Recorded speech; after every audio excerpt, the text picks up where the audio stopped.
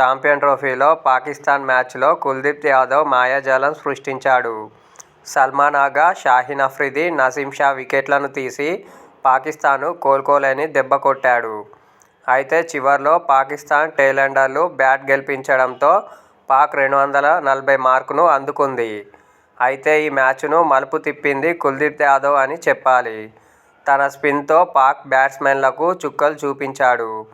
ఈ మ్యాచ్కు ముందు కుల్దీప్ యాదవ్ టీమ్లో ఉంటాడా లేదా అనే ప్రశ్న ఉత్పన్నం అయింది. ఎందుకంటే బంగ్లాదేశ్తో జరిగిన మ్యాచ్లో కుల్దీప్ పెద్దగా రాణించలేదు. దీంతో అతని స్థానంలో వరుణ్ చక్రవర్తిని తీసుకుంటారనే ప్రచారం జరిగింది.